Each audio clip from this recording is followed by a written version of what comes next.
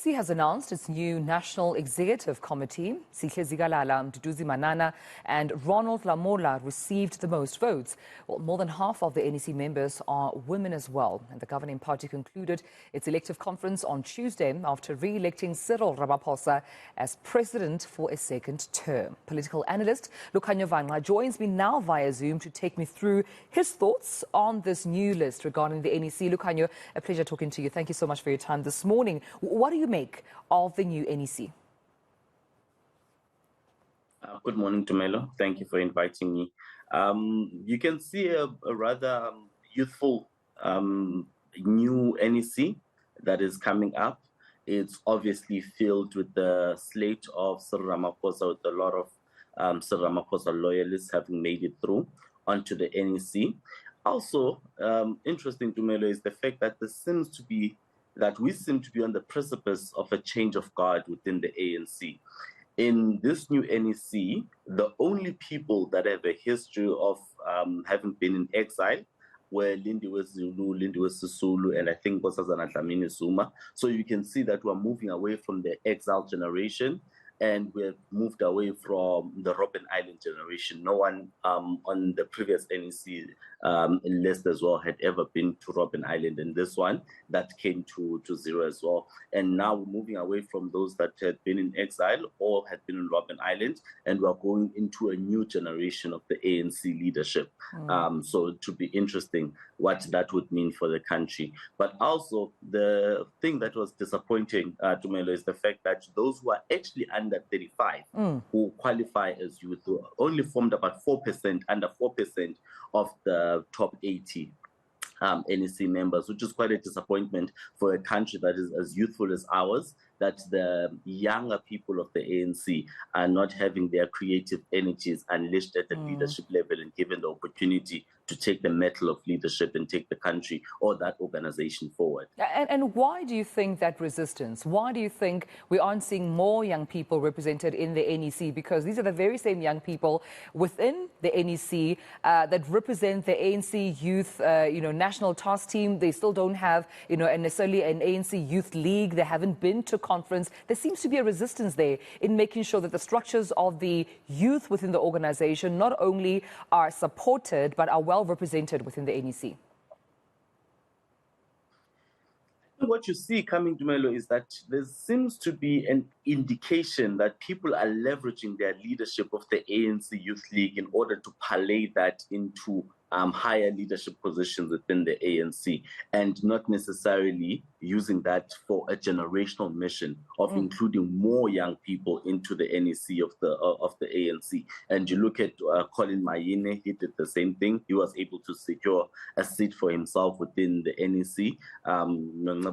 You can argue the same thing. You can argue the same thing for Ronald Lamola, in which he campaigned for himself to become deputy president, but didn't speak to a broader generational mission of including more young people into the NEC to get to the target that the Youth League has of 30% representation. So they fell far short of the 30% of representation. And I think the reason behind that is this sort of petty individualism that comes from within the Youth League leaders themselves. So they really need to go back to the drawing board to see how they could be able to champion a much broader generational mission than what currently we saw represented in this NEC list. I'm looking at the list, Lukhanyo, and actually Colin Mayine is out.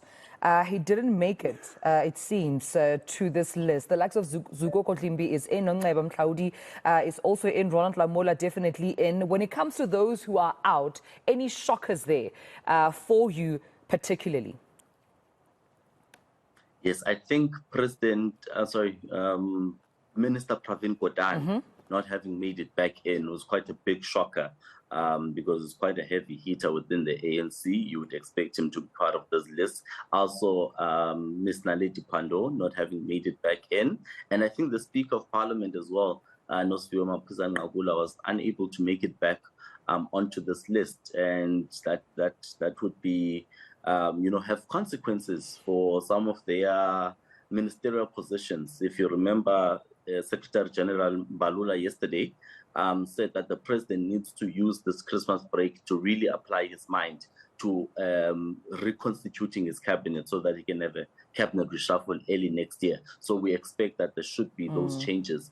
I think at a broader political leadership level, I think we should see new MPs being sworn in, those that fell out of favor in Nazareth, then begin to suffer those consequences. So there should be a new leadership, I think, in Parliament. There should be a new leadership in the National Executive as well.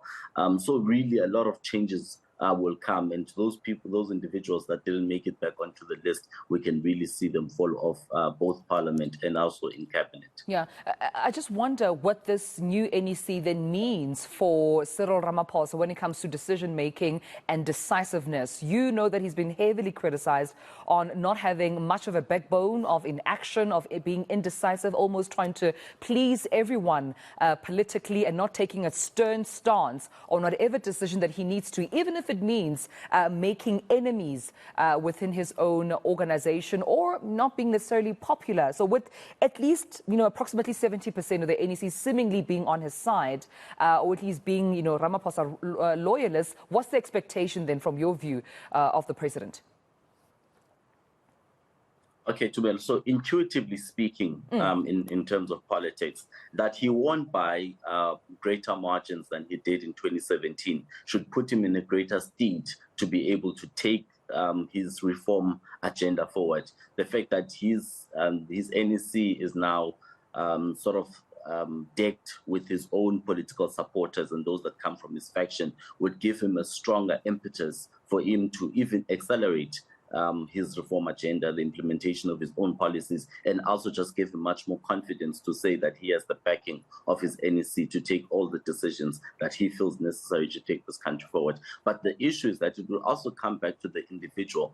Does this change in the NEC change the outlook of the individual themselves and how they like to do how they make their decisions? Will they then change to stop playing a longer game for whatever reason? Because if you look at it, Dumelo, the president has never really lost an NEC ever since he was elected in 2017. So the NEC, even the previous one, was really behind him, and he was protected and defended in that NEC. But still, we saw the president unable to make critical decisions, not moving with speed to implement some of the necessary policies that he has, that we've, as a country, been suspended in animation. So maybe, I don't think so, but maybe the fact that there's now this stronger support for him would also change the way, the alchemy of his decision making, so that he becomes a much stronger decision maker that makes his decision much faster and implements them much quicker, because we know the country really needs a very strong decision maker at this moment. I also want to get your view on Fikile Mbalula being the Secretary General of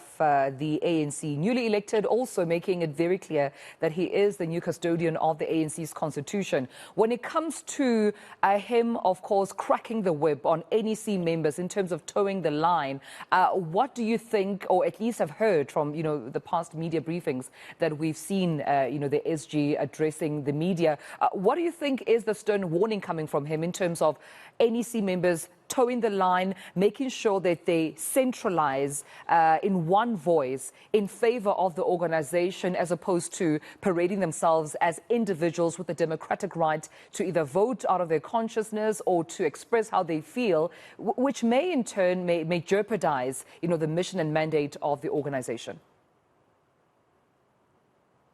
Maybe my political understanding is failing me a bit, Tumelo, because I believe the constitution, policies and resolutions of the ANC are the custodian, under the custodianship of the chairperson, the national chair. The SG is the administrative head of the organization, or as they called him, the engine, but I don't think he's really the custodian of the constitution. But coming back to the question, why does he speak with so much vigor with regards to the issues of discipline? I think he's also participated and been involved in some of the malfeasance in terms of ill discipline within leaders, where they go onto social media platforms and they attack each other, and that brings the organization into disrepute. That creates a lack of coherence within the organization, and that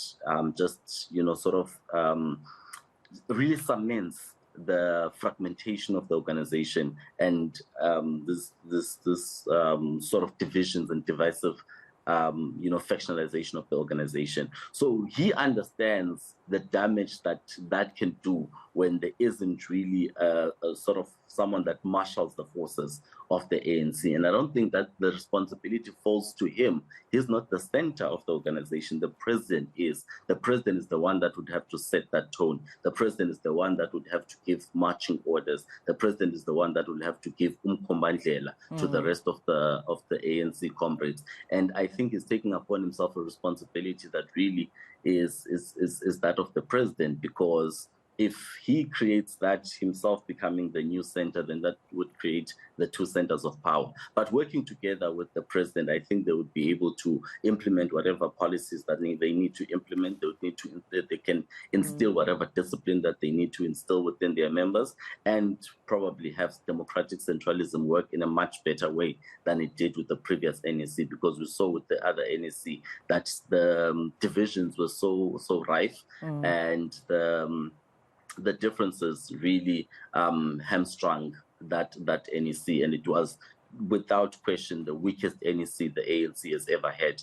the previous NEC. Yeah, in my last question to you, Lukhanyo, and perhaps as briefly as you can, I mean, any significance in your view in the absenteeism of senior figures from the alliance partners? I'm talking here about, some very senior members of the SACP that are not on the new NEC list, the likes of Bladin Zamande, Tula Zinglesi. I also saw that current COSATU President Zingiswa Losi also not in the new NEC list, former, senior member of, the COSATU as well as Duma Dlamini, also not included in this new NEC list. Anything that we have to take note then as far as at least the alliance partnership is concerned?